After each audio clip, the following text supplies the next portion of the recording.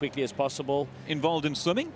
I'm not 100% sure. I think it's outside of swimming, but he's definitely going to carry on talking to the youngsters. He's got like a lot of guys on Zoom and everything that he chats to, so I presume that he will carry on with that.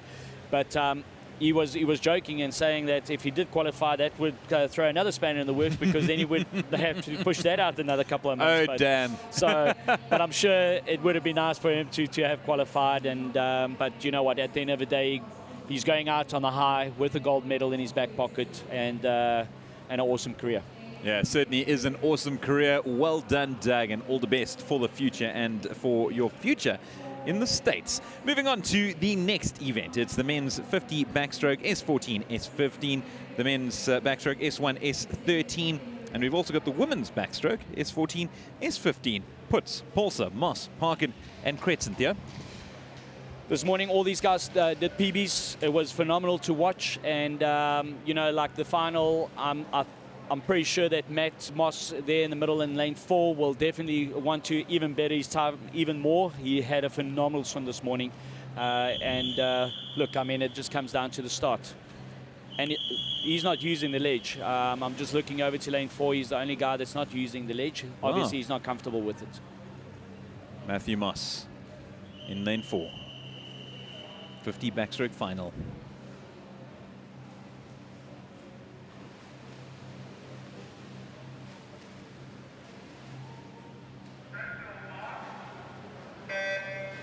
And away they go. Matthew Moss opting against the step.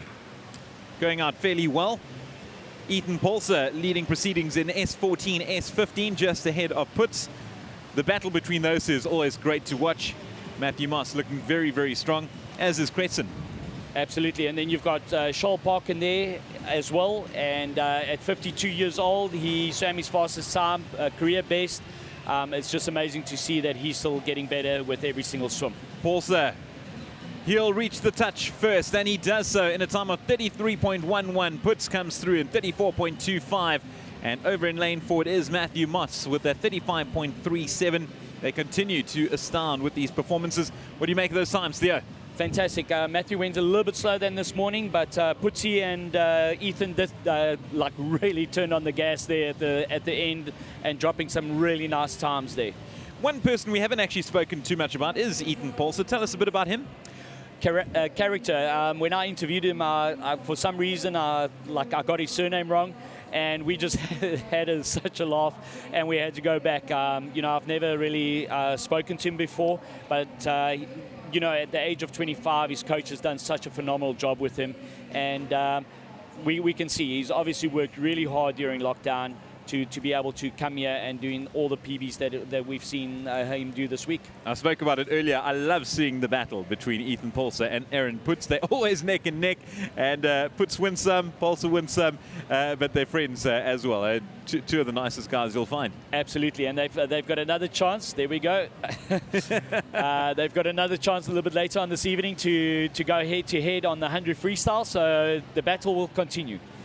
It certainly will. Congratulations to the competitors. Another word on Charles Parkin. I know I've spoken about it before, but Charles Parkin came to me yesterday, seated at lunch, and he came over and he said, thank you very much for the kind words that you and I were speaking about him a couple of days prior.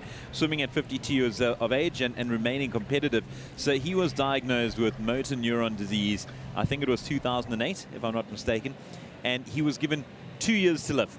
The doctor said 2 years, and then that's that. And he decided he's going to go down fighting. And he went to Professor Tim Noakes at the Sports Science Institute. And he said, look, what can I do to try and prolong my life as much as possible? And Tim Noakes said, swim, swim, swim. And look at us now, 2021, what's that, 13 years later, and he's still going strong. And still doing personal best times. That is just phenomenal. Hey, what a story. Just to come back to Kate from this morning, she unfortunately got disqualified in the 50 back. She did get quite close to the world record, but breaking her own South African record. Her coach actually did ask for a time trial. That's why she's not swimming in that race that we just watched. She will be swimming a time trial, which is a non-medal event, but the time will count. In a time trial, once again, Just to explain to the viewers out there, you have to swim by yourself. The time trial will not be ratified if you swim with anybody else. So time trial is by yourself, like Gutier did this morning. And we hope that, that she can actually get a better start than what she did this morning. Kat Sonipol, undoubtedly one of the stars of the SA Swimming Champs, paralyzed from the waist down and only midway through her studies. In her 20s. Got diagnosed, yes, that's correct. And it was a very quick road the last couple of years. The deterioration has set in. But I think with swimming, like Shoal, it's really helped her to stay strong. And it's slowed down the process. So, you know, like we said, she's just got a phenomenal story. And she's going to go from strength to strength.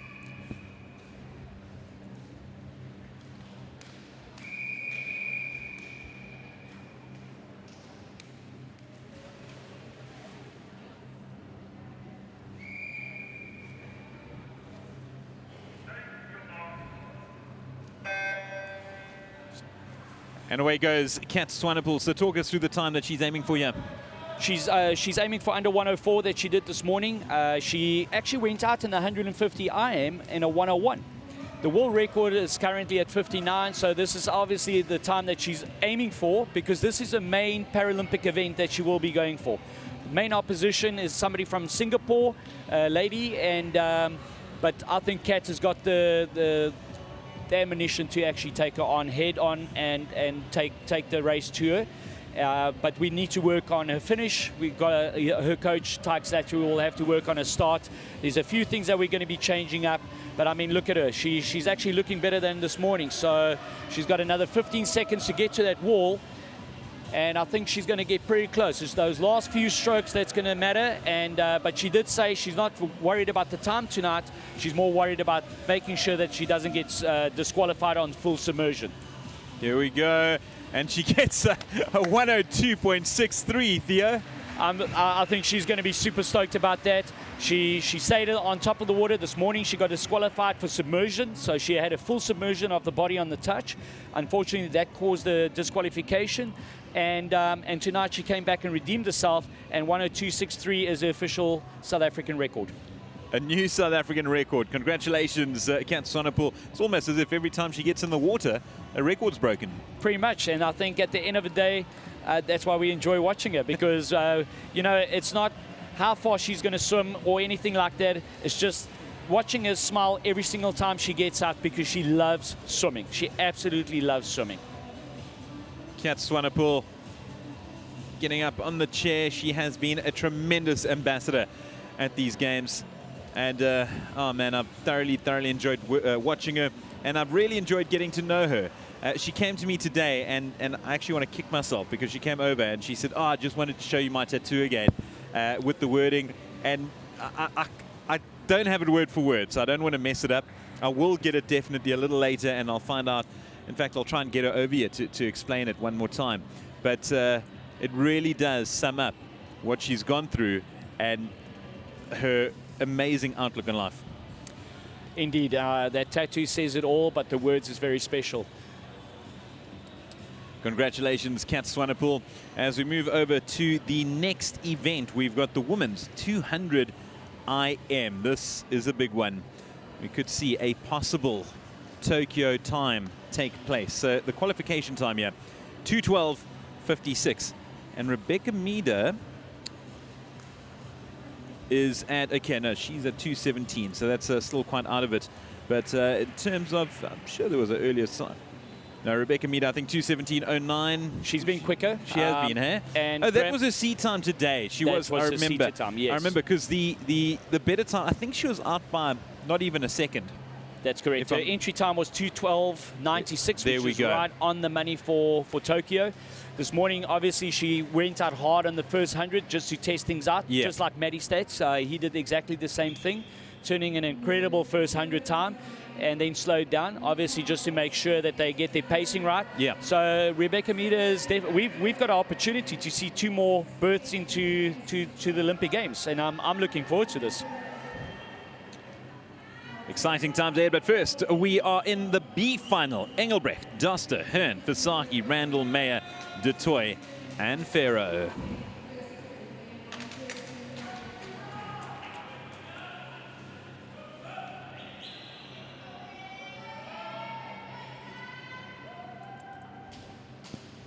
The 200 iron.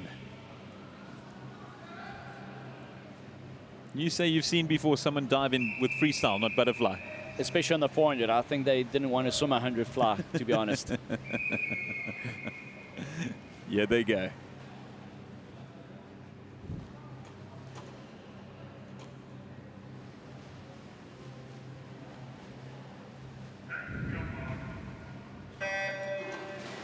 Very good start from Emily Fasaki over in lane 4. Randall slightly slow off the blocks as they kick things off with butterfly here. That's correct, and something that you, like the viewers need to know, especially if you're a strong breaststroker, this is the race. You want to be able to be right up there on the flying back. Then you'll see the prominent breaststrokers will take over if they are within the reach. But also remember, when you're going in for that turn, if you're a second ahead on the breaststroke, you are going to come out 2 seconds ahead on the freestyle because you're starting your freestyle earlier. So a lot of guys try to get onto the breaststroke as quickly as possible and get to the wall first so that they can give themselves a fighting chance, especially if the freestyle isn't as strong, to give themselves a fighting chance on the last 50. Very good performance there from Kate Mayer in that, the first 30.18, touching the wall in first place, just ahead of Burnley Doster and Trinity Hearn as they move over to the backstroke. But now over in lane 3, Trinity Hearn has taken over proceedings as she moves to the wall. And as Thea spoke about, this is where it's make or break time as they move over to breaststroke. A very niche stroke out of the 4. And if you can conquer it here, you can conquer pretty much anything. And you'll see Emily Fasaki, she's a breaststroker of note. So she's already caught up to Trinity. Trinity is obviously the lady that swam the 100 and 200 fly that put a lot of pressure on Danae and the 200 fly. So obviously we can see that the breaststroke is not one of her favorite strokes, but she's going to have to get closer to Emily on this wall, otherwise she'll be out of the race. Emily Fasaki pulling away very, very nicely as she readies herself for the final leg freestyle. Look at her go. She'll touch the wall in just over 1:45 as she moves over to the final leg. Can she continue holding on? Samantha Randall hot in the heels. Trinity Hearn going along nicely too. But now this is going to be all-out war between these 3 in the freestyle, the quickest of the 4, and who's going to touch home first. Emily Fasaki going along, Samantha Randall pushing hard, Trinity Hearn doing so as well, but it looks like Emily Fasaki may have done enough. And that being said, Samantha Randall pushing nicely over in lane 5. Emily Fasaki holding on, and she will take the victory. An astounding effort over in lane 4. She does it in 2:19.82, Theo. Phenomenal swim. And I just need to make note of Samantha Randall. She just swam a 1,500 meters. We only had 2 races in between, and there she just did a faster time than what she did this morning. What a phenomenal effort. And I mean, like 1,500, 200 IM, very difficult races to swim, but just shows the kind of stamina that she's got. So it's the 30 laps from earlier, and you just add 4 more to it now. And then you can add in the warm downs too. I think she's going to end up at the end of the day swimming about 7 kilometers, so that's quite a bit. That's enough for one session for the day. So. Yeah, I think she's earned her discovery points for the day. Definitely. A superb performance from Emily Fasaki, grabbing the P1, 2:19.82. Samantha Randall in second, 2:21.19. And Trinity Hearn rounding off the 3, 2:22.66. So, that was the B final. All eyes on the A final. Rebecca Meader. Can she do it there? I think she can do it. I would love to see her do it. She turned really fast this morning on a 1:03, so if she can do 1:03 and hang in there on the breaststroke, we know that she's got a phenomenal freestyle. She'll be able to bring it back home. Let's head downstairs with David and Lee McMorrin.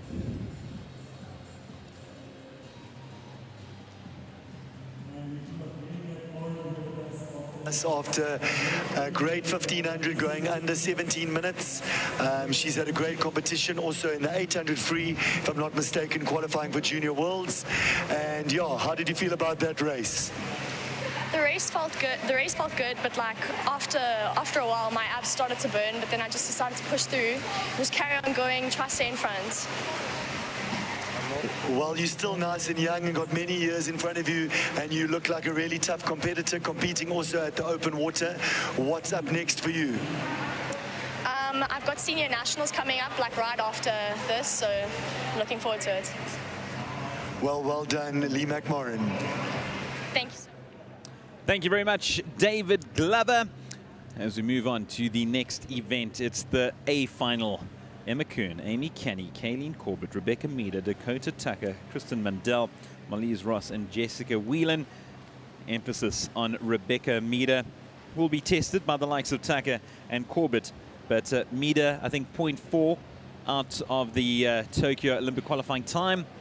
So it is within touching distance. Absolutely. It's going to come down to how she raced the first 50.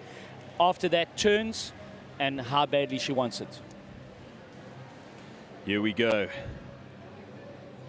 Don't go anywhere, folks.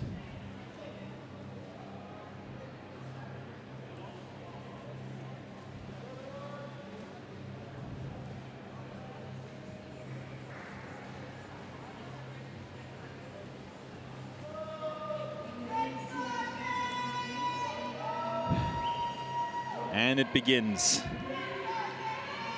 The second of two heats. What am I saying, heats? Final. The second of two finals. We've seen the B final. Now it's the A final. To reiterate the time once again. 2:12.56. That is what's needed to get to Tokyo. Meader's done a lot in the relays. Looks to have confirmed her place there. But can she get there as an individual? Swimming out of KZN in lane 4. Purple swimming suit. She knows what's at stake.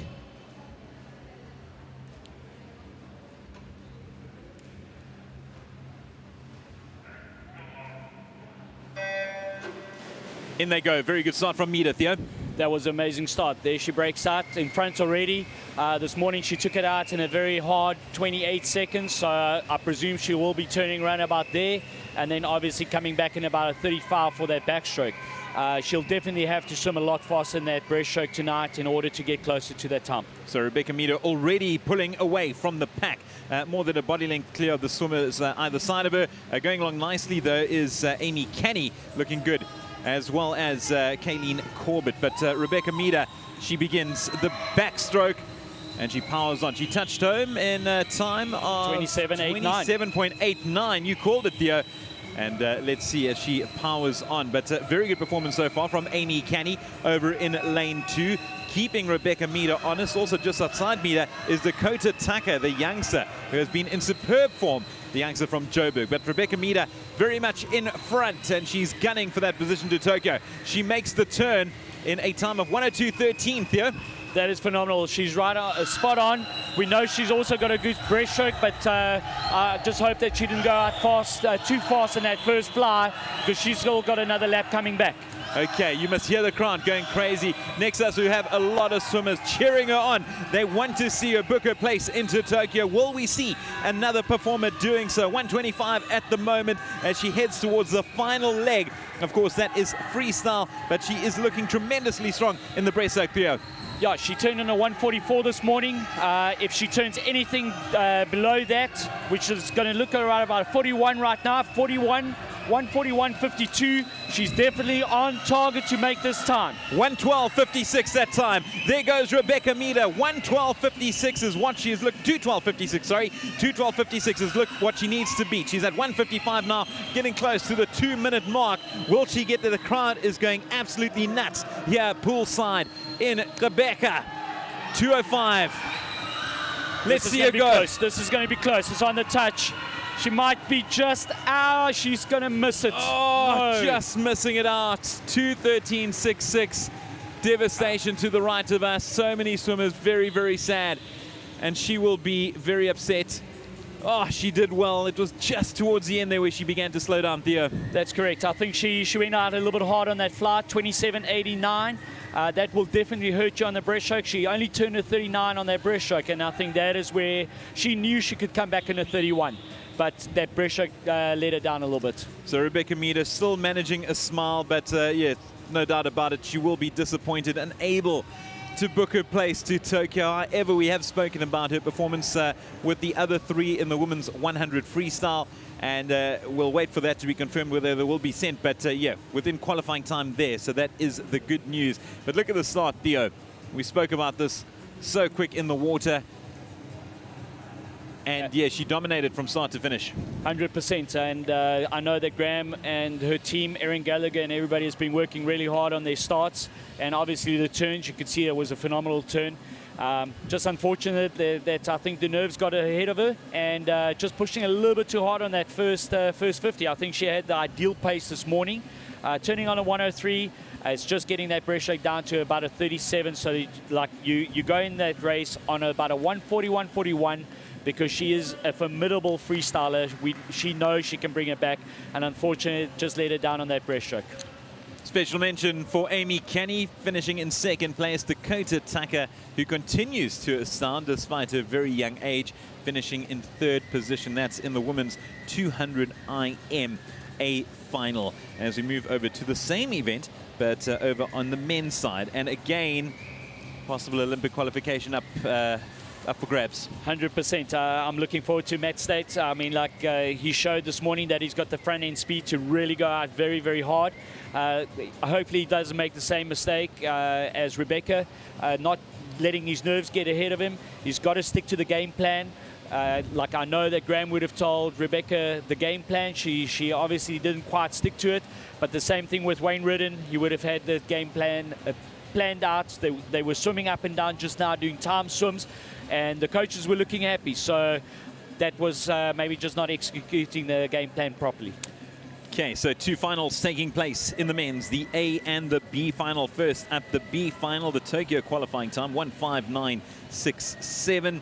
The seeding times this side around, no one getting below 2 minutes, not even close. So can't expect anyone to crack it from here, but it is in the A final where very much an Olympic berth is up for grabs. So you see the commiserations and congratulations of the various swimmers as they emerge from the pool. Congratulations. We have had a tremendous week. Well done. And there we have Rebecca Meader. Impossible to hide that disappointment. So close. And there's a mom as well. That's sad. It's not nice to see. But you know what? Graham will get it back. We've got a couple of weeks to train, get our heads back in the game, and when we go back to Durban at the end of May, she will be back. She will try again. I mean, she never gives up. I've never seen her give up. So yes, it's a tough one for her, but we know that the next race she'll come back even stronger and better. Without a doubt. We move over to the B final in the men's 200 individual medley. Randall, LaRue, Verby, Russ, Casali, Seifert, Brown, and Null. Who do you watch out for here, Theo? I would definitely look at Ruan Russ. He looked very comfortable this morning. There's a few guys that didn't go as fast as what they wanted to go. We've got lane 8 that might surprise. Well, just depends on how this week has treated them, whether they're fatigued. It's been a long week of racing. Some of these guys have raced a lot of races. So let's see.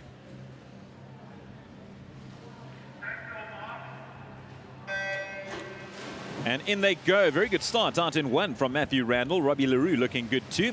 Liam Verby and Ruan Russ, commanding performances from them. Casali keeping them honest from the Eastern Cape. Another Eastern Cape swimmer, JP Seifert, 19 years of age. We've got Andrew Brown over in lane 7, Jaden Nell in lane 8.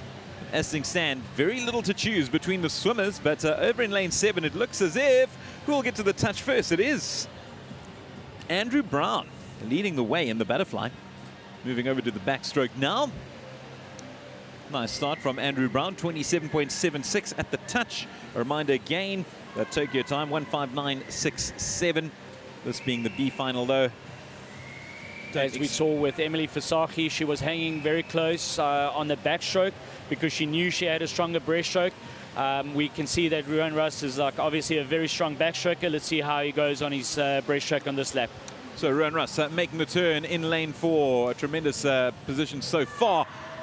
As he moves on to breaststroke, does Ruan Russ well in front. He's got swimmers either side of him in Verby and Casali. And now you're going to see the breaststrokers chasing the front guys down. The breaststrokers know that they have to make a move on this lap or otherwise they're out of it. So they got to be touching with the front runners in order to give themselves a shot for a good finish. Very good performance from Ruan Russ. Look at him go, but also in lane 1.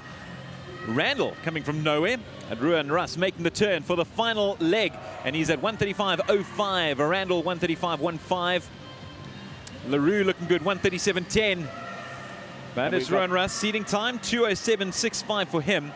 And we've got 4 guys shooting for that second and third place. This is going to be exciting because you've got the 2 Tux guys there on the side racing each other. And look at them making their comeback. Matthew Randall over in lane 1, but Ruan Russ is dominating matters. It is a battle for second place as Ruan Russ grabs the win. Who's going to take second? Over in lane 2, I think it's Robbie LaRue. He gets second position, and Matthew Randall grabs third. That was a great shootout for second place, but up front, Ruan Russ dominating matters. It's always nice to see a good finish like that. It's exciting for everybody to watch, especially when they're shooting for 2 or 3 positions. 2:05.56, Ruan Russ's finishing time. Class all round. Robbie LaRue followed him in 2:07.09. Matthew Randall grabbing 2:07.26. And Cameron Casali was in 4th position from the Eastern Cape. Sometimes racing from the side, nobody is watching you. The guys are more focused on the middle lanes, and sometimes you can just sneak underwater and sneak in there for a place. And I think Matthew Randall actually got that right. There's no question being positioned in the middle because obviously they seeded according to their times. The faster swimmers go in the middle, hence why you want to get those quicker times. It does definitely provide an advantage not being on the outside. Absolutely, but if you're a fast swimmer and you purposely qualified to be on the side so that nobody sees you, the guys do that, but sometimes you also risk of swimming too slow and missing out on an A and a B final. Serious, eh? So they actually do it on purpose just to avoid being seen? Absolutely. Oh, you learn something new every day. Although if you're with Theo, you learn 38,000 things a day. Wealth of knowledge. Can't wait for your book to be released.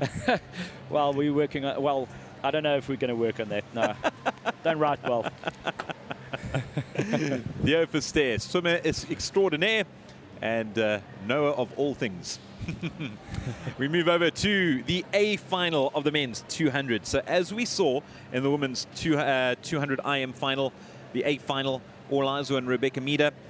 All eyes this time around on Matthew Sates. Again, taking nothing away from the other competitors, but Matthew Sates definitely within touching distance of that qualifying time. In fact, he has dipped underneath before, has he? That's correct. He's gone a 1:59.08. 1:59.08 to give him a qualifying time. So this is just formalities. I think maybe what could have happened was he did it in a time trial where somebody else swam, so that won't count. Okay. But ultimately, it's still a PB. It still get registered as a swim. But he needs to do it now and get this sorted out once and for all. So he has swam underneath that time, but it wasn't ratified in terms of the Olympic qualifying time. Correct. So he is capable of doing it, and he just needs to do it. That time again, 1:59.67 is what he is gunning for. Confirmation of the folks that have managed to qualify so far for Olympics: Ryan Gutier, Ethan Dupree, Michael Hull, Chandler Clough, Chris Reed, Brad Tandy, Emma Chelius, Kayleen Corbett, Erin Gallagher, and Tatiana Schumacher. And then we also take on the 4x100 relay teams, pending final confirmation. Here we go. The A final of the men's 200 IM. And Matt is looking really psyched up. He's smacking that chest. You can even see the hand mark still on his chest. So he looks like he wants this really badly. Andrew Ross, Holtzhausen, Mullen, Sates, Hardigan, Van Hasty, Brooks, Keelock. But Sates, all eyes on him. In lane 4, the bright yellow cap, the big S on the side of it. You can't miss him.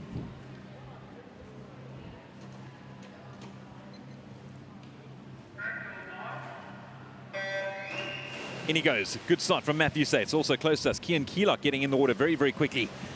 But Matthew Sates out of the blocks very fast, and look at the power already going in front. As he did this morning, he started off fast, and I just think he's burning to get this race done. He wants to get that qualifying time, and he's looking really, really good on this butterfly. Look at that speed. Look at him go, already a body length clear of the rest as he reaches the turn in a time of 24.73. Wow. And he motors on to the backstroke. Look at him pull away from the pack. Again, I'm going to reiterate, 1:59.67 is the time that he needs to get into Tokyo.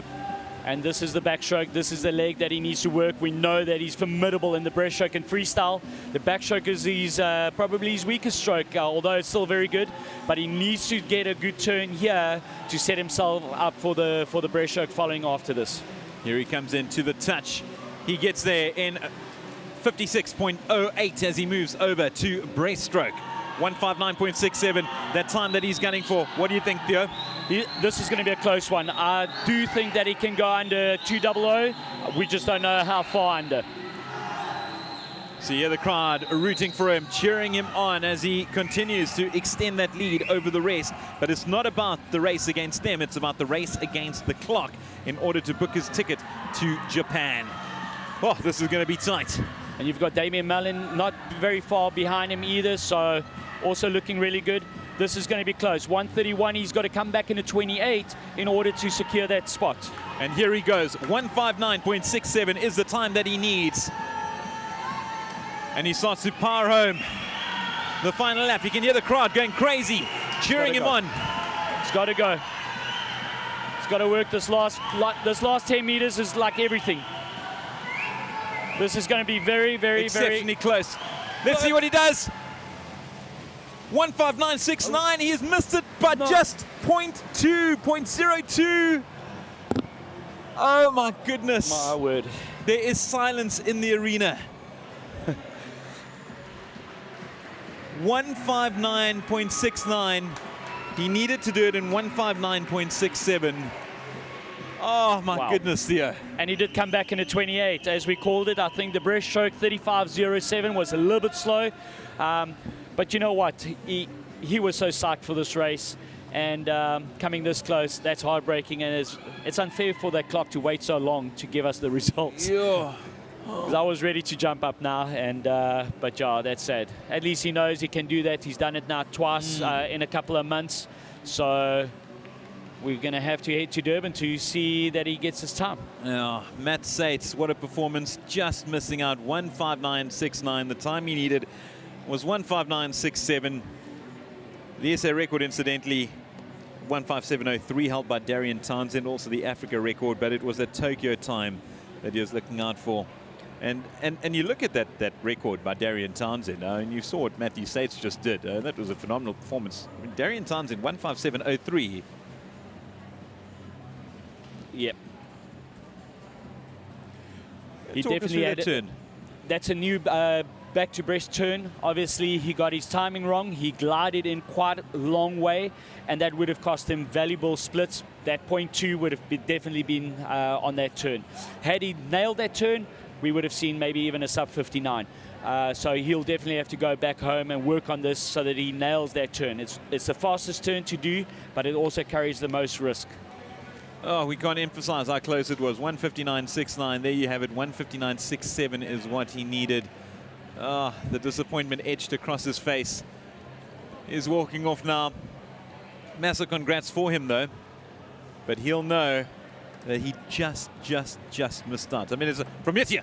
That's how quick it is. Yeah. Oh, that's too close. Okay.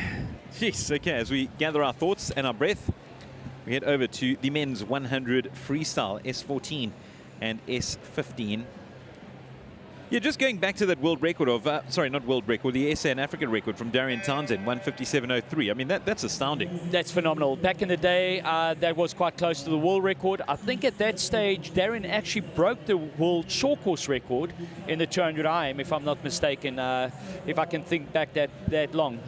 But you know, what a phenomenal swimmer and ambassador, winning a gold medal at Olympics for relay. Yeah, Darian Townsend, part of the awesome foursome from Athens 2004. Let's head downstairs now and join a disappointed Matt Sates.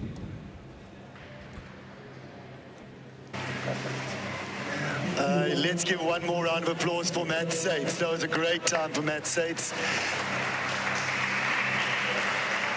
and you are allowed to be disappointed as 2 splits is super close. But I know that Tatiana missed it, I think, by 1 split last time in 2016. I believe good things come to those who wait, and I believe your time is going to come. So hard luck, but a great swim. Your freestyle was incredible at the end. Thank you. Yeah, thank you. Thank you. Yeah.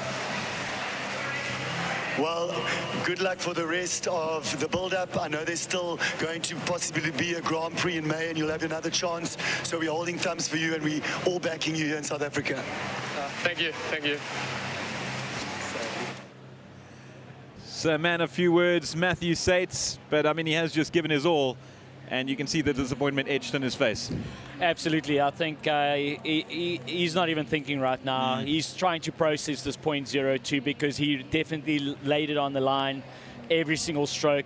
But when his coach goes back and shows him the back to breast turn, it's going to sink in, and he's going to realize, you know what, it's not that bad. We can do this, and he's going to come back even stronger. Yeah, we are holding thumbs for Matt Sates. Jeez, it's been an evening of near misses here in Quebec. As we head over to the men's 100 freestyle, Camarane puts Pulsar and De Freitas. And I think we're going to look for a nice race between Putsi and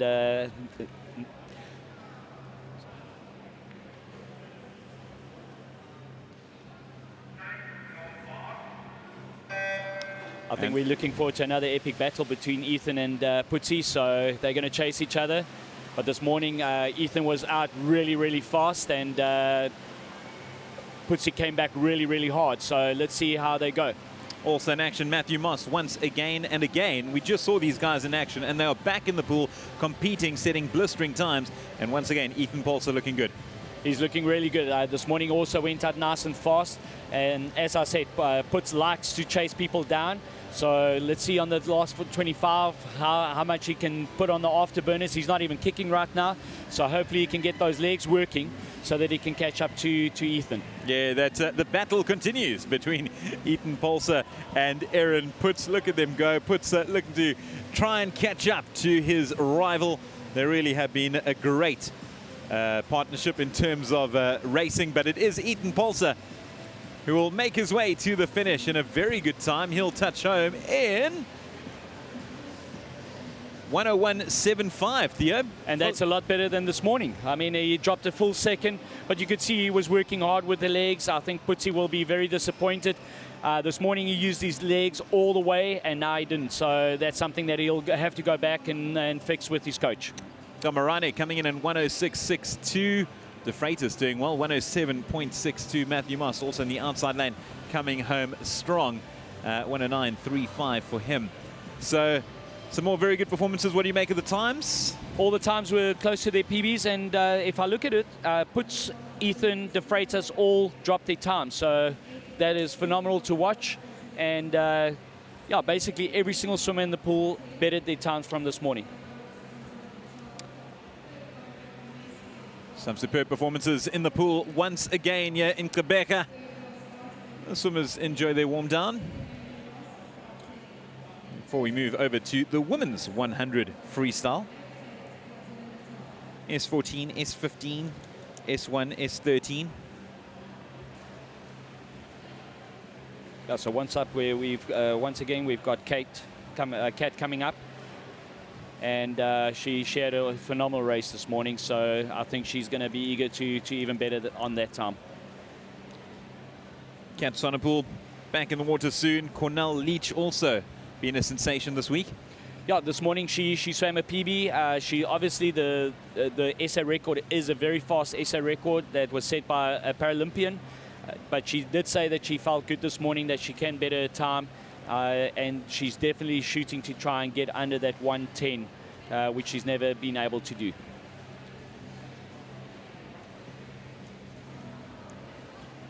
It's getting kind of bittersweet as we begin to wrap up. There's what, 1, 2, 3, 4, 5. Oh, we've got a few time trials taking place a little later, which is great to watch.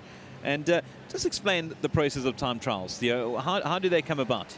At every single event, you don't always get this many requests to do time trials, but because it's an Olympic and Paralympic year, you can even see that Christian Sadi has also asked for a time trial in the 100 freestyle. So they do that in order to try and get their rankings better or to try and go for a qualifying time.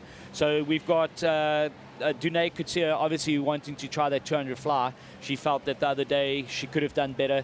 So let's see tonight. But Pierre Gutier, I would have thought that they would have given it another go. But remember, the time that he swims, he's going to be leading off in one of the relays. He'll be leading off, and if he does get the time in the relay, that will count because he's the first swimmer. Oh, I did not know that. Yep.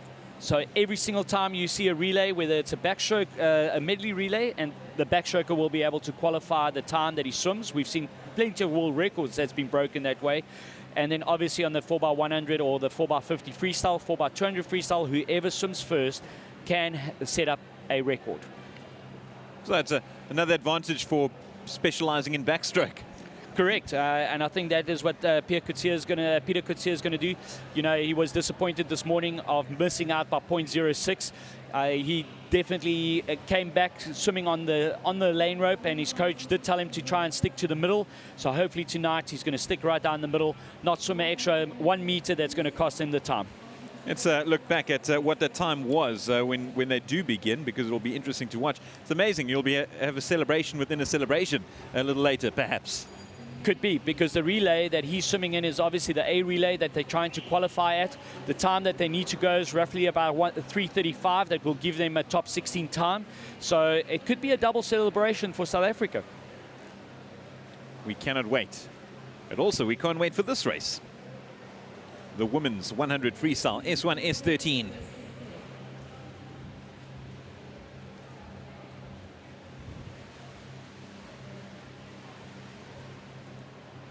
Kretzen, S14, S15. Also got Vansel, Sonipol, Leach, and Marais. Sonipol making her way over to lane 4. I think she's going to enjoy being right in the middle. This is a whole week that she's been waiting to get there.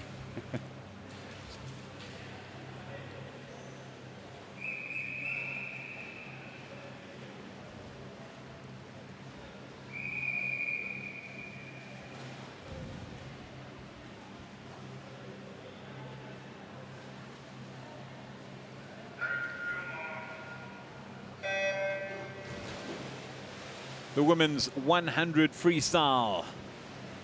And away they go. Nice performance out in lane 2 from Kretzen. And I think Caitlin Marais on the side of Leach is they're gonna be pushing each other. They're quite roughly very same times, and then obviously the two girls on the far side will definitely push each other on that side. And then Kat is coming along. She did a 156, which was an SA record this morning. So phenomenal swim this morning, and hopefully she can go even better. So nothing to choose between Kretzen and Vansel over in lanes 2 and 3. Also very tightly bunched is Leach and Marais in 5 and 6. Kat Sonipol, her own category over in lane 4. She'll reach the turn.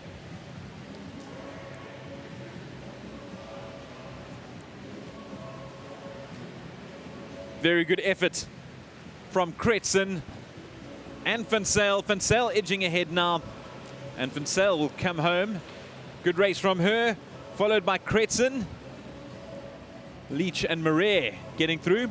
Theo nodding along. Times? Yeah, look, they didn't go as Cornell and Caitlin didn't go as fast as what they did this morning, so I think they're going to be disappointed. But the other two girls actually did go faster, so really, really good swims from them. And here we have Kat Sonipol once again, that time from this morning. 156.22, so she's looking good at getting this time. She's quite far behind right now, so hopefully if she can pick up a stroke now in the last 5 meters, she'll definitely be able to dip under that 156 and break another South African record. Here she goes. It's going to be close. Another close finish here. Ooh, oh, just outside, 156.77. She needed 156.22, but it's a record that she owns anyway. Exactly. She broke it this morning, so just getting those times. I think, you know, like for these guys, they've been racing quite a bit. It is a long week for the para guys. They then tend to get tired. Remember, like when we do go to para, it's a 9-day program. It's longer than what we've experienced now, but you will have a lot more time to recover in between. So they do cater for these guys to try and get them back up to speed. So here we have Danae Gutier warming up, and she'll be taking on the women's 200 butterfly time trial. Yes, that's going to be interesting. Remember, in the time trial, she'll be by herself. It can work both ways. I think at the end of the day, for a fly swimmer, having no wake around you gives you very, very strong water that you don't have to go and swim into somebody's wake. You don't have pressure from anybody around you. So you can basically just go and swim your own race and just focus on what the job is at hand. So I think Danae will definitely, from what I've seen, how she did it at Commonwealth Games, if she can get out there on the first 100 and be comfortable, then she's going to set up a good time. That Tokyo qualifying time of 2:08.43. That's extremely fast. That is a very fast time. For women's 200 fly, it's one of the tougher records, tougher qualifying times to get down to. There's quite a few races in men's and women's that's very, very, very tough to get because it's very close to our South African record, or even quicker than our South African record. But you know what, at the end of the day, our guys are up to it because that is something that they need to aim for, and I know she has aimed for it.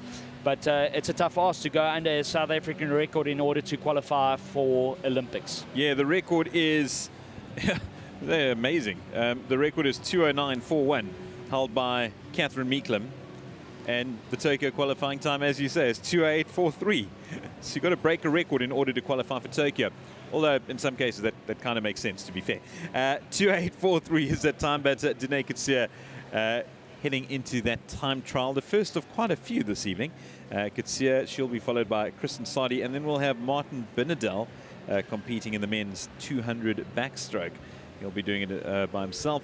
But also, as you heard Theo allude to, watch out for that relay, the medley relay, with Peter Gutier starting things off, because he'll be starting off with backstroke. Whatever he times in that first leg, that will count as an official single result. That's correct. So we might just get a qualifier if he does go under. And he was so close. It was a touch. It was very, very. 0.06 is as close as missing a qualifier by 0.02. It's so close.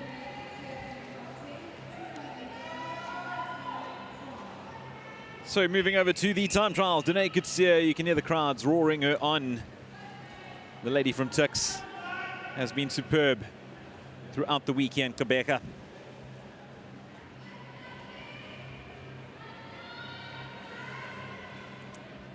think she'll have to be comfortable and confident on that first 100 in order to make sure that she sets herself up for the second 100. You can see a great shot there from our cameraman, Medidi. Brilliant work as always, Medidi. Burns 38,000 calories.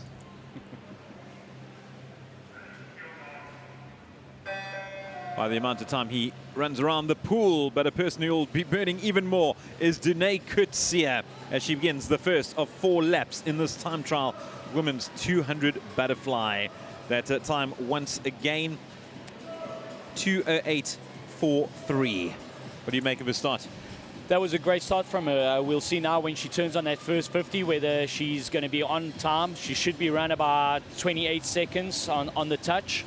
And that was a 28.74, so that was a really good first 50 out. Now she's got to settle in, make sure that she's comfortable, not rush the stroke. Everybody thinks that on butterfly, when you rush, you're going to go faster, but in 200 butterfly, as soon as you start rushing, you're going to go backwards, and it becomes a very, very long race if you pull a stunt like that. Okay, so she continues to work her way over to the touch to end the second of 4 laps, does Danae Gutier. She'll touch home in just over a minute. 1:01.41 to be exact. Yeah, I see you nodding in agreement. That is 100% where she needs to be. She went at 32.54 on that 50. Now it's all about trying to keep that 32s going. If she does another 2:32s, she's on time for a 2:08. But this is where that third and fourth 50 is crucial. A lot of guys drop a lot of time. But let's see, when she turns 9, she gets a 32, we can start getting excited. So 2:08.43 is the time she's looking to crack to book her time for Tokyo, and she makes the turn. 1:36.15, Theo. Yeah, that's a 34, so she dropped 2 seconds. Now she needs to put a lot of effort into this. She's got to come back in a 32 in order to get the qualifying time. But I think at this stage, she's swimming to show that she can still do a 2:10 in that 200 fly. Gutier, the swimmer from Tux, 2:08.43 is the time she's looking to for Tokyo. And you can hear the crowd willing her on, but it doesn't look as if it will be within reach. You see it ticks over, 2:08 having passed, but a very good swim nonetheless. She'll reach it in a time of 2:12.24. As I said, it's really, really tough to swim by yourself. You know, Coach Linda from Tux has done a great job with Dune. Phenomenal. I mean, look at her, like she's in such good shape. And swimming 200 fly is a bold move to swim this as a time trial. I'll be honest with you, it's a daunting task. 50s, 100s, not so bad, but a 200 on your own is very hard. So, but all credit to her. Mentally, obviously, that's a win for her. Doing a 2:12, obviously, she wanted to go faster, but she dropped a time from a 32 to a 34, and the last 50 a 35. So that is when you need crowds. That's when you need the people around you to like just keep on pushing you to get a better time. But I think she's looking not as unhappy as what she did the first night when she swam it. But nonetheless, it's a tough race to do a time trial in. Why do you say it's a tough race, a 200 fly? I suppose with the I mean, if you're looking at a 50 free, it's over and done with in seconds. You need those competitive juices flowing. The longer you take or the longer you're in the water for, to see people next to you to drive you on, to push a bit harder. Absolutely. You know, like a lot of guys take energy from people around them and they use it, like maybe it could be just to beat the person next to you. But sometimes in a long race like that, you really do need that push. And like I said, I mean, this could be a personal win for her right now to go back and get back into training for later on the series that we're going to do in the Grand Prix in Durban. So hopefully she'll come back and be able to dip under 2:10. So here we go with Christian Sardi now, with his men's 100-meter time trial. And there he goes. Tell us a bit more about this effort, Theo. Yeah, obviously he opted out of the 100 freestyle in the multi-disability class because he did a time trial with the able bodies in the 50 free. He wanted to get a start in the deep end, and that he was on his time from the other night. But now, obviously, today he wants to get things done and just show that he can put up a good show. Christian Sardi looking very good. He's also been amazing. I think he's booked his place in 3 different events for the Paralympics. That's correct, yeah. So basically, he can go and swim any event that he puts his name to. So we're very fortunate. The 200 IM is obviously the 235 that he did earlier this week was just phenomenal. That places him really high up in the world. And that will be his Paralympic gold, Paralympic medal chance. Obviously, I spoke to Keith, his coach, and he said that he feels that he can go another 2 seconds faster. That will definitely put him into a medal contention spot. But that's obviously why they're swimming breaststroke today, and just to make sure that they get the breaststroke stronger for the IM. And watch the cheering on for Christian Sardi. Officials huddled over the finish. And he comes home in a time of 1:21.83. I think that is another SA record. Looking at Keith up there, he's very, very happy with that, and Christian as well. And what a phenomenal swim. Look at the celebrations. Finally, we get some cheers in the house. It's been a couple of disappointments here, but Christian Sardi, look at him. We've had him here join us. What a lovely guy, swimming out of Stellenbosch. He's swimming out of Stellenbosch, and as I said, they've got such a good energy between the two of them. They work well together. Karen has come back from Dubai. She's obviously coaching Emma, and like it's just a formidable team, and they're just getting so much input from all sides, and they're just willing to learn. And every single time when this boy gets up on the blocks as well, he does like fantastic stuff. The shortest warm down in history. I think so too. Never see that actually. Normally they either get out the pool or they swim. He went halfway and said, okay, cool, I'm done. I think he wants to get up to his coach and just celebrate that awesome swim of 121.83. Phenomenal breaststroke, and yeah, he can be very happy with that. Western Cape swimmer Christian Sadi, and he gets out the water to a mass of applause, and rightly so. Tremendous effort from Christian Sadi. What a guy, what a champion. Amazing to see that everybody's giving him that credit. He's such an incredibly hard worker. You know what, this boy, when he gets into the pool to train, he gives everything every single time. It's always nice. I had the opportunity to travel with him to Kenya, and you know, just phenomenal. I mean, he's running over, awesome swim there. Just so happy for him, eh? Just so happy for him. Christian Sadi, congratulations. Now we move over to the next time trial. It's a 200 backstroke. Martin Binnedal doing the business. Another 200, another hard race. But you know what? Martin really wants to get this time. He feels that after Commonwealth Games, this is the best shape he's ever been in. And now he's going to try it out again. That time being 1:57.50. Theo, you're going to talk us through the splits once again. Oh, here we go. So he said time trials are boring. It's not boring at all.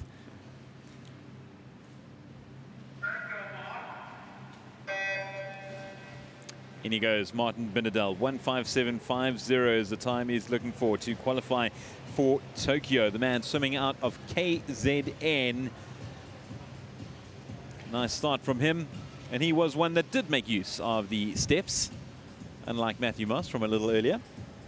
And he had a great start there. So obviously he wants to go out in about 26-27 in order to give himself a chance. That's going to be a 27.35. So that's a good first 50. He really works well underwater. But you know what, as the race continues, to get that underwaters nailed every single time is a tough job, because your legs go. Backstroke is one of the hardest races on your legs. So he's got to concentrate on his underwaters to keep that momentum going for the rest of this 100.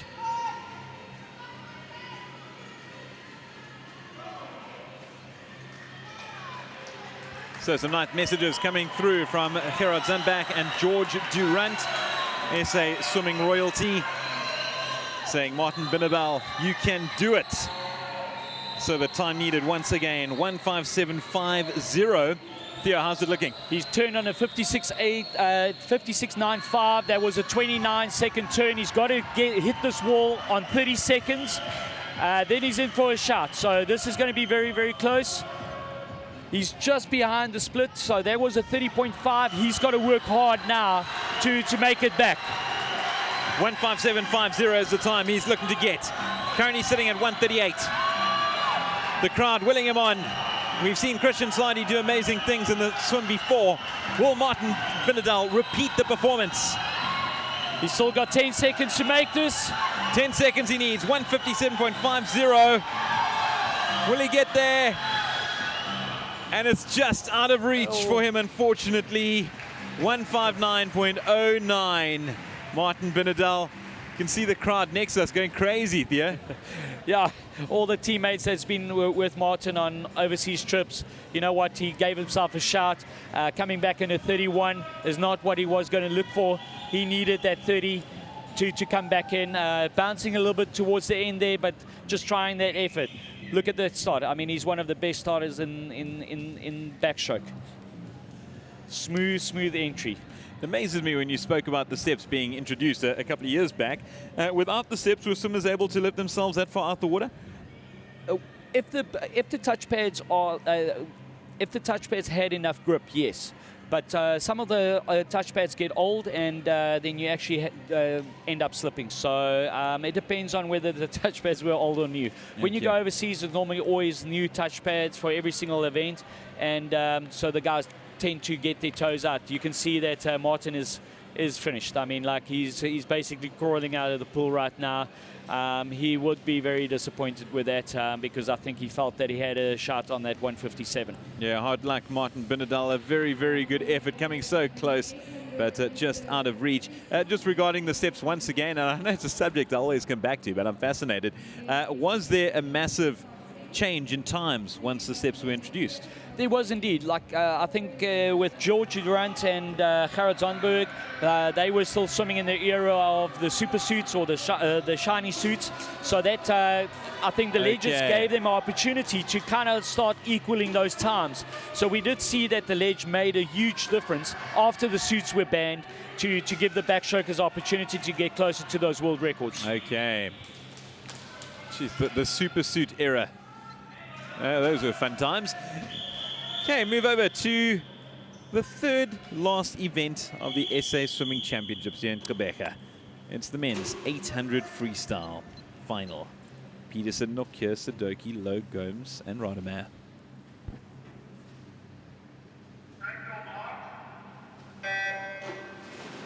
Nice start out in lane 2 from Peterson. Yeah, you're going to say, Thea? Interesting story. Brent Sadoki missed the previous Olympics by splits. And he's ever since then tried to redeem himself in this race. It's a tough one for him. And, you know, we hope that he's going to get very close to that time. The time for Tokyo, 7:54.31. That is the time that they are gunning for. Brett Sadoki having missed out, as you heard Theo say. Can he do the business this time around? We await to see. Nice start from Brett Sadoki out in lane 4. Henry Lowe going along smoothly too.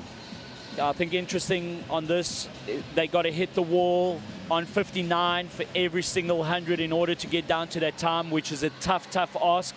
If he's hitting 58s, that's even better. So he's definitely going to go out a little bit harder in order to give himself a chance there. So that's a 56.09. So that will add up towards the end. As they get back into the race, the times will slow down, and then everything starts getting balanced out. It's men's 800 freestyle, 16 laps of the pool. They'll be taking on a little less than what we saw earlier with the 1500, but a lot nonetheless. That's correct. Like for the last couple of Olympic Games, they have introduced the 800 and 1500 for men and women. And that's very exciting for the distance swimmers that they have two options to swim in. So, but as I said, 1500 is more a tactical race where you, like the guys tend to not sprint it. But the 800 has become more of a sprint event than anything else, because these, like, I mean, to drop and swim under 59 or under 100 for every single 100 is close to sprinting. Oh. No, it's a stunning effort what these swimmers do put in, with Brett Sadoki leading the way in lane 4. And just edging for second place, it is Dante Nokia over in lane 3. Meanwhile, in lane 5, looking strong too, is Henry Lowe. That's it. So at the moment, for now, it looks like it could be a battle for second place. Brett Sadoki opening up a big lead out in front during the early stages of this race. That's correct. He turned on a 59 on that last 100. So that's the kind of pace that he needs to hold all the way through right to the end. And as we see on those boards, there's 11 laps left. 11 laps to go at sub 30 for each lap is pretty fast. Continues to power on Brett Sadoki. A big thank you once again to the sponsors that have made this all possible. It has really been a tremendous week of swimming here in the Nelson Mandela Bay municipality in Gqeberha, formerly known as Port Elizabeth. Previous events held in KZN in Durban over the last couple of years. Perhaps there were a few concerns heading to Gqeberha, but really those concerns turned out to be nothing, because they really have hosted us tremendously. The pool's been excellent, the hotel's been brilliant, logistics-wise superb, and we really enjoyed every second of it. Absolutely, and coming in and seeing how many qualifying times, records, and everything that we've had, you know, that's we just got to say thank you for the guys that organized everything.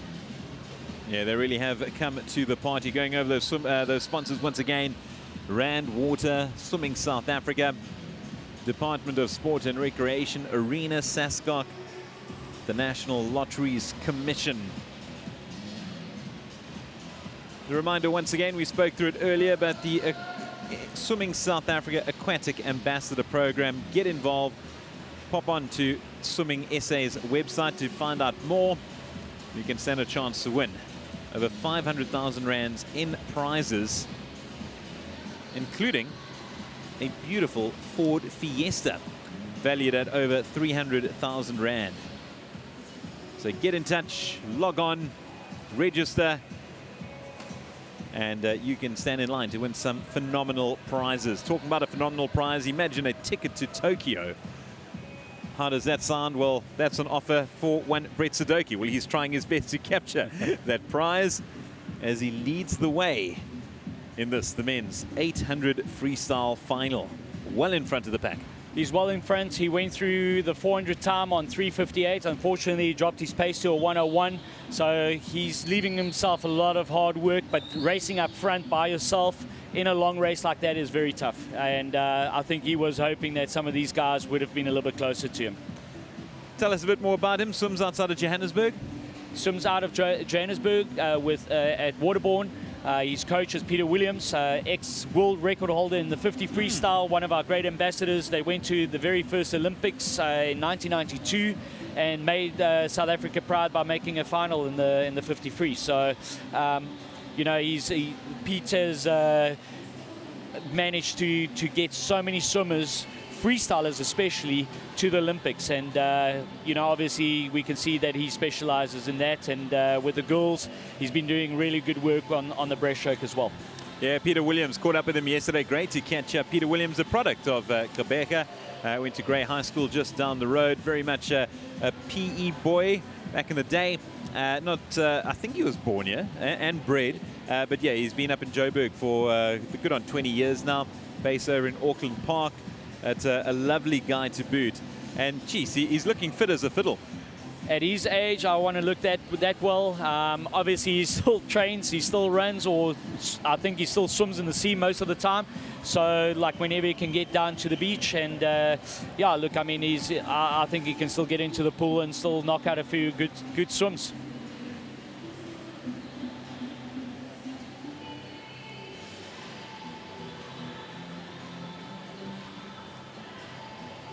So looking at Peter Williams, I mean, it's still very much a slim guy.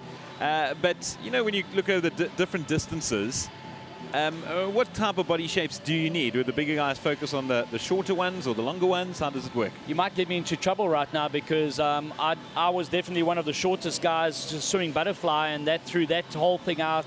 But even with Brent Sadoki, he's very short and yet one of our top distance freestylers. So, you know, body size does count, especially in backstroke. I think you cover, and freestyle covers a lot more surface area. That helps you aquaplane a lot better. But you know what? I think at the end of the day, if you've got the heart and you really want it badly enough, you will make a plan and swim hard. So Brett Sadoki with 2 laps to go leads the way. 7:14 currently standing at. Looking at that Tokyo qualifying time is 7:54.31. Theo? Yeah, unfortunately, I think he would have liked some more people there right in front of him to help him pace. That last 100 was a 1:04, coming in on a 7:06 on the 700 meter mark. So unfortunately, I don't think he's going to make it. He will hopefully go a little bit faster than his entry time, but that's something that he'll have to do now, coming back really hard.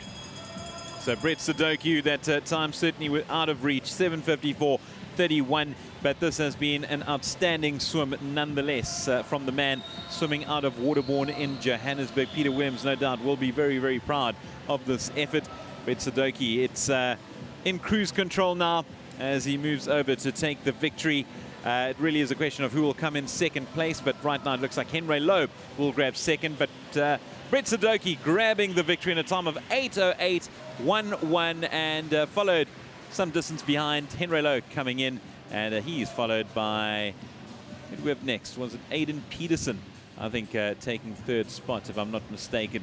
So yeah, a very, very good performance from Breaststroke. 8:08.11 ahead of Henry Lowe. Well done, Breaststroke. That wraps up another event as we head towards the final two races of the SA Swimming Championships here in Rebecca, and it's the IM Relays. I'm looking forward to this. We've got 2 opportunities to qualify another 2 relays, and they put the strongest combinations forward. I can see that the A side there with Mida, Tatiana, Gallagher, and Amy Kenny. I think this is going to be a phenomenal relay. But you know what? At the end of the day, they're racing each other to push for a time. And but for the men, I'm not 100% sure of the time that the women needs to go, but the men needs to go a 3:35 in order to qualify their medley relay.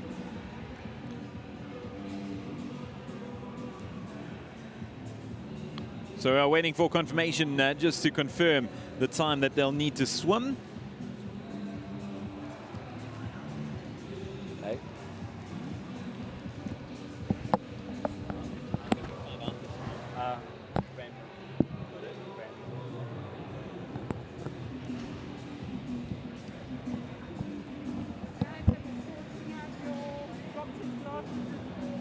Thank you. So talk us through this race quick, Theo. What did you make of it? Well, Brent swam a phenomenal race there. Unfortunately, like I said, he was there by himself. He started off really, really well with like basically going through the 400 at 3:58, but he left himself a lot of work to try and get down to that time. So that's something that him and his coach will have to look at now and go back, and hopefully in Durban he'll come back and get a better swim.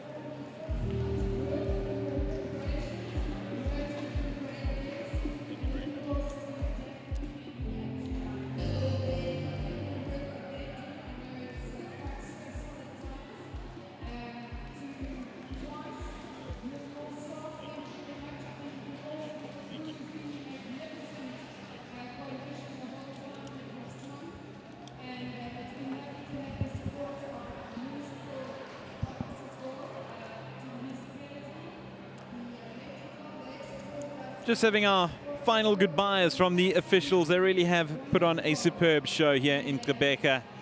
A big, big thank you. And yeah, you had Nelson Mandela Bay Municipality really doing an outstanding job.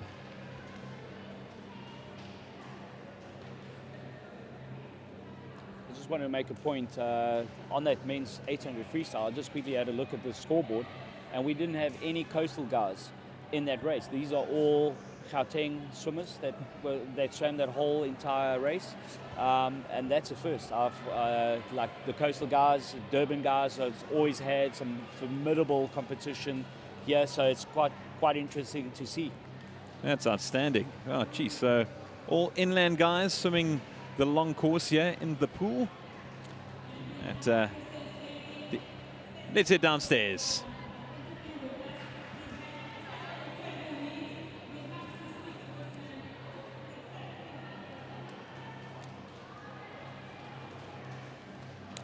So we'll head downstairs shortly. Christian Sadi just waiting in the wings to chat about his performance earlier in the time trial with 2 more events to go. In that time trial, he actually did make an NQF time, a NQS time. In that specific race, he actually made an NQS time, so that's why they were so happy. Okay.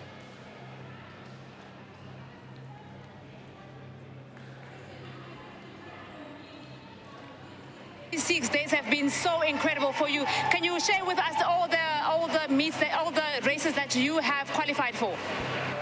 So at the moment I've qualified for the 50 fly, 50 freestyle, 100 breast, 100 back and 200 individual burpee.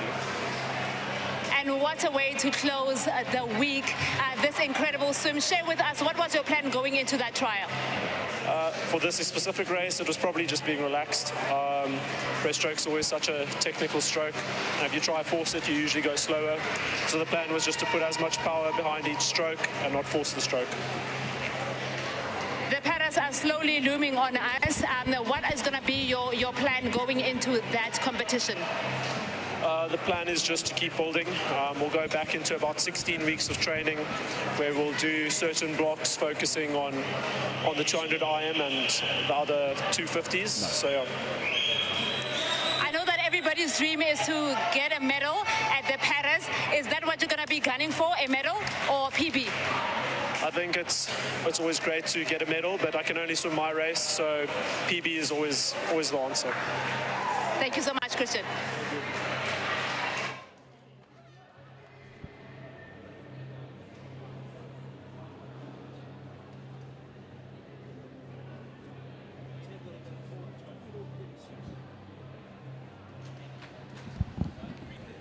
So we're about to start the penultimate race of the event. It's the women's 4x100 medley.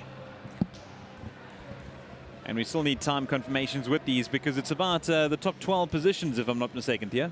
Well, there's 16 positions available. 12 has already been allocated for the rest of the world that swam at World Champs, and obviously there's 4 positions available for these ladies to qualify. So obviously they want to try and get positions number 13, 14, 15, and 16, one of those positions to qualify for Olympics. So were they to get a time tonight, it wouldn't be absolutely confirmed. They'd still need to look back at other times. Correct. There's quite a few other countries that's out there that will also be shooting that hasn't that's not part of the 12 confirmed slots.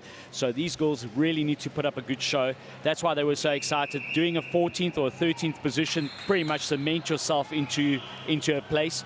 So they have to get their times down and get their positions cemented. Okay, and they're about to begin.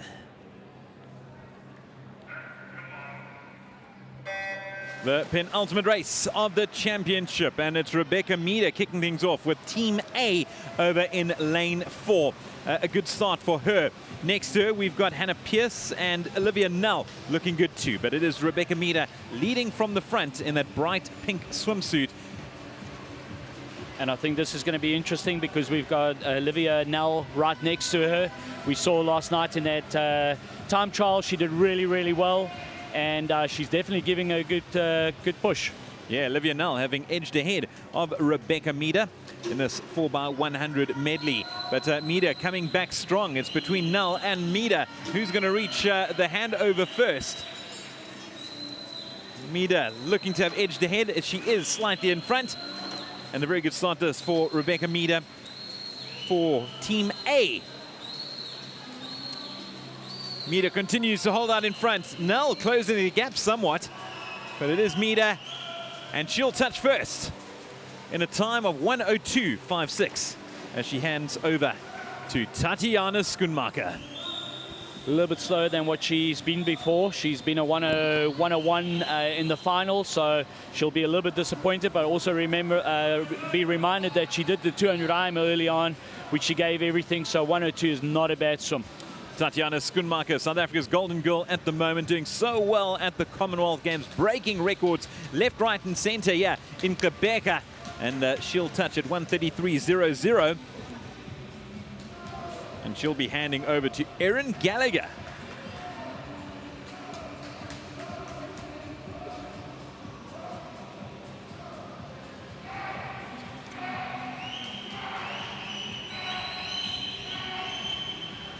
Tatiana Schumacher looking at her power home, and she'll be handing over to Erin Gallagher for the breaststroke. Gallagher waiting on the starter's blocks. Very good performance from Tatiana Schumacher. She hands over. There goes Erin Gallagher. 2:07.95. That gives you a 1:05.19. 1:05 on that 100 breaststroke. Phenomenal swim. Erin Gallagher now in charge of the butterfly.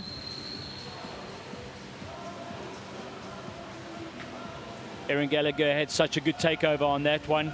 I know that they have been working, but obviously on the camp, they're going to have to work even harder because these takeovers need to be spot on and get as much momentum out of it as possible. Perfect posture from Erin Gallagher. And the time we're looking at, I think, is 4:03:07. Is that the team wants to get in range to put them in with the standing chance of moving over to Tokyo. But here comes Erin Gallagher now in the fly. Looking nice and strong over there. And she hands over to Amy Kenny for the final leg. 3:07:17 they're currently sitting at. What do you make of the time, Theo? This is going to be close. That was a 59:46 from Erin Gallagher. What a phenomenal swim. So they're going to have to come back in around about 56. So it's doable because they can definitely go 55, 54. So this is going to be interesting. They have to dip under that 4:03:07, which will also then be a new South African record if they get that time. 4:03:07 is the magic marker that we are looking for. And here she comes at the turn. Amy Kenny making her way back. Currently sitting at 3:43. I think this time is on.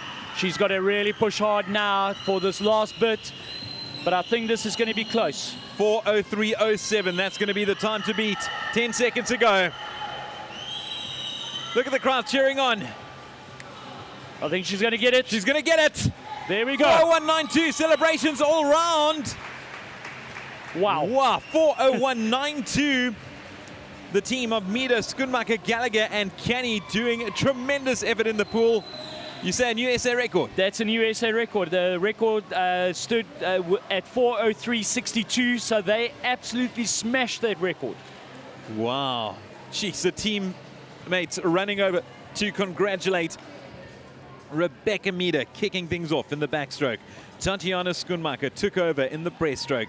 Erin Gallagher was charged with butterfly, and Amy Kenny brought it home in the freestyle. And in doing so, those four women have broken the record in the women's 4x100 medley relay. That was set back in 2008. Babylon, Lurtz, Retief,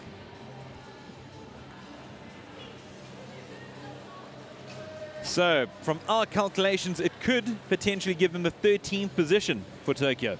I think they're going to be over the moon with that. That pretty much can cement their position to go to the Olympics and participating in that 4x100 medley relay. It's just phenomenal to see that most of these ladies have now qualified in so many relays. We've never had that before, and it's exciting because for all the youngsters that's back home, all the girls watching these top swimmers swim, they're going to definitely be looking up, and we can see the incredible four, getting those times. What a phenomenal swim. Smiles all round, and rightly so. Look how happy they are. Erin Gallagher, Amy Kenny, having done this before, as has Rebecca Mida. The new addition to the group, funny enough, it sounds strange to say, is Tatiana Schumacher. That's it. And if we look at the times, we know that they can go even faster. So I think this SA record is definitely going to be broken again. You know, we had a 1:02. We know that that Rebecca can go 1:00, 1:01. Tatiana will definitely be able to go under 1:05 under the right conditions. Erin Gallagher went to 59 now. She's definitely capable of going at 56, 57 when the pressure's on. And then obviously the freestyler coming back in a 56, we know that she can come back in a 54. So there's a lot of scope for finishing, and that could possibly help them to get into a final, top 8 at Olympics if they all swim their PBs in the relay. Gee, congratulations to the awesome foursome. Another awesome foursome. We keep on saying that word, but there are plenty of them that abound. As we move over to the final race of the championship, and there we have confirmation of those four. Look at the smiles, look at the celebrations, look at the happiness. We're going Amazing. to Tokyo.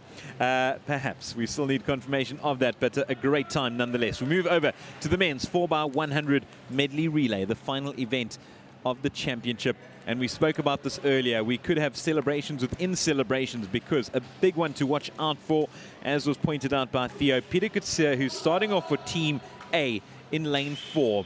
If he gets within 5:3.85 in the first leg, he will qualify for Tokyo in the backstroke. That is correct, and this is exciting. So let's see him swim, hopefully in the middle of the pool this time, and not swimming in a circle, so that we're only swimming 100 meters and getting that time. So a lot of people watching out for Peter Gutier will also need to wait as for confirmation with regards to the team time. But a lot of eyes on Peter Gutier.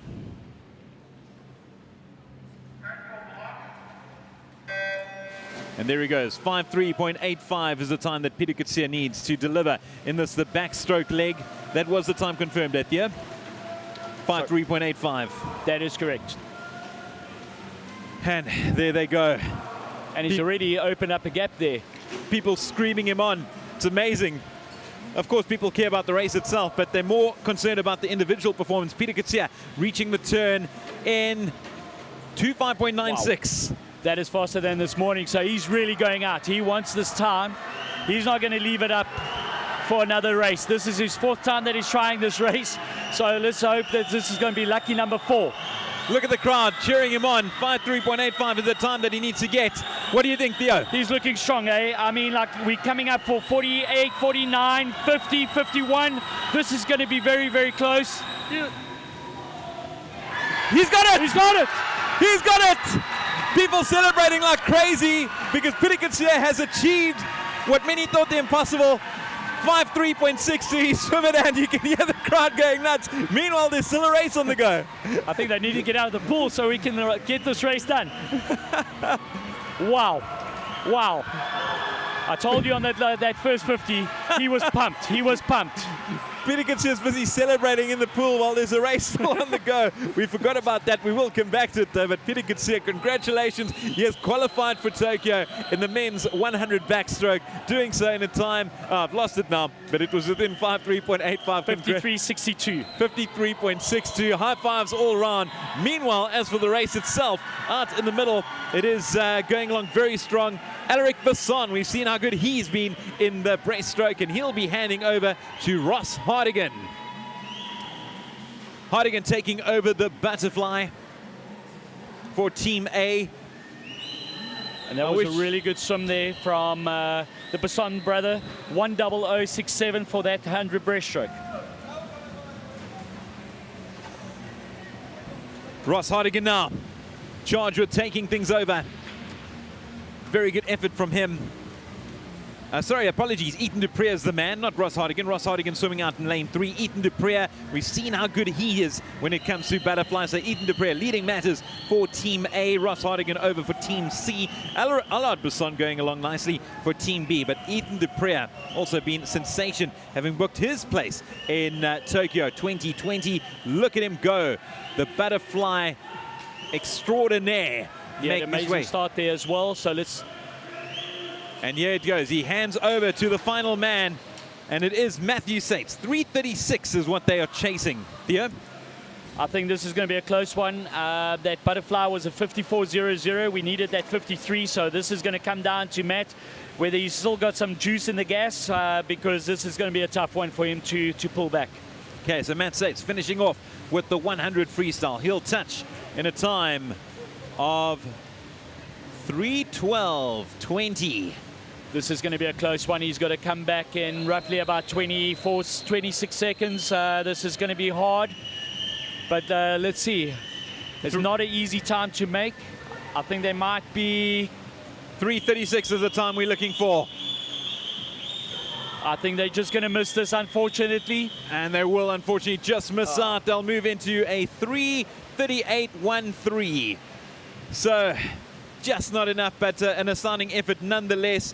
The highlight of which came in the very first leg. Peter Gutier swimming the backstroke.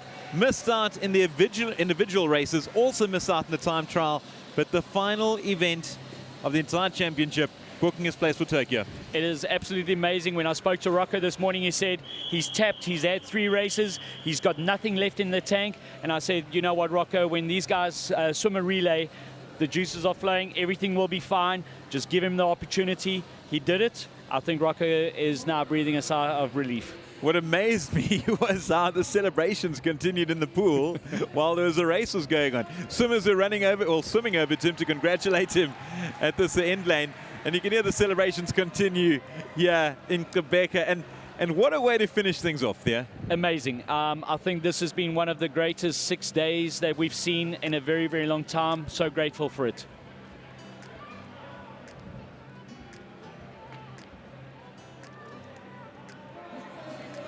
So this isn't the be-all and end-all, Theo, if I'm not mistaken, because they do have a few more opportunities. Correct. We're going down to Durban in the end of May. If they swim a faster time there, they will definitely be able to secure their spot. So, you know what, at the end of the day, this is not the end. We still have our opportunity. There's still a lot of combinations that can be used. We've got a few overseas American swimmers that will be coming out that will definitely be able to boost the speed of that relay, and to drop a couple of seconds will be fine. Yeah, will be easy. Certainly so. So we are really holding thumbs that the few that just missed out by a couple of hairline split seconds can make those up in the course of the next 2 or 3 months and try their best to make their way to Tokyo. And yeah, congratulations to Peter Gutier. Man, I mean, I spoke to him over the last couple of days. A really, really nice guy. Kept on missing it out. And of course, he had that time trial too. And that was very disappointing, because it's one thing where you've got a race where you're watching and people can still celebrate a victory of sorts for the others. But if it's just you against the clock and you don't make it, and you can just see this air of despondency throughout. Correct. It is tough. If you don't make the time, it is very tough. But you know what? At the end of the day, he came back in that relay. He had a phenomenal swim, went out below 26, and that he got the time. What an amazing swim. Well, let's head downstairs now to listen to Peter Gutier.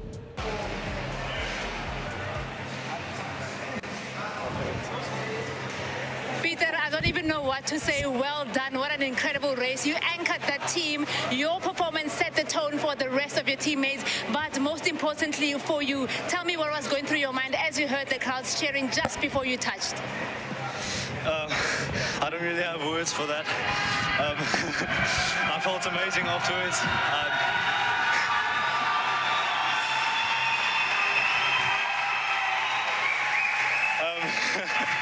I've never felt this good in my life. No, when I heard them cheering, that's when I knew. So yeah, no, I'm very, very happy with that. It must take a lot after trying to get that qualifying time for such a long time, and then you know, just get pipped out at the end. It must feel incredible when you finally do it. What a way to close the meet. Yeah, thank you very much. I was very, very grateful to get another chance when I heard we're doing the relay. So I was telling my teammates before, maybe 4th time's the charm, and it was. So I'm very thankful for that. Let's hear it for Peter Gutier.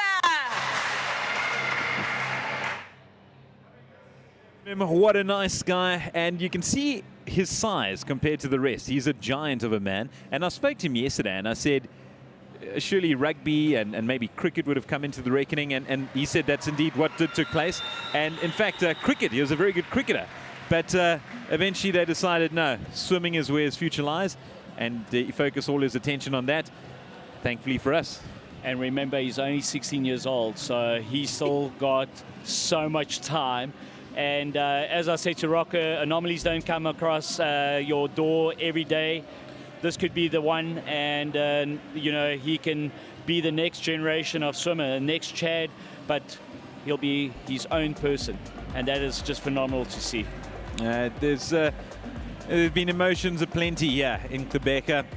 You see the tears of despair, the tears of joy, the thrills, the elation, happiness, sadness, records broken, records just missed out on. But overall, it's been an absolutely sensational 6 days of swimming. Absolutely, and you know what? Now these guys can go have a well rest for a couple of days, and then they got to get back in the pool and start this whole process again, because Olympics is not waiting for anybody this year. So we need to get back to reality and training in a couple of days' time, and I'm just looking forward to seeing them race again in a couple of weeks' time. Make no mistake, not only did the swimmers shine in the pool, but former swimmers shone in the commentary booth. Yeah, we threw you in the deep end. excuse the pun. But over the last couple of days, I brought you on board, said I'd love to have you co-host with me. And initially it was going to be maybe for one evening. And you proved to be so good at this that we just kept you on. And I kept on saying that the crowds back home, the viewers, were urging me to get you back every single night. And yeah, you've been a wealth of knowledge. Thank you very much. Thank you very much for having me. I had a blast. I haven't had so much fun at a gala forever. And I'm just so happy. There's no words to describe how I feel right now. I don't want to say don't quit your day job, because you are very good at that. But think maybe moonlight as a commentator too, because yeah, you've done a great job, and we really have enjoyed having you on board. Thank you so much. And yeah, and thank you to the city of Quebec. Thank you to our hosts at the hotel, City and Town Lodge. Thank you to the administrators. Thank you to the volunteers. Thank you to the coaches. Thank you to members of the media. As we watch now, Peter Gutier. In he goes. Yes. They messed that up. No, that didn't work for them. Not the most elegant of celebrations, but a celebration nonetheless. Here we go again. I think they got to stick to swimming.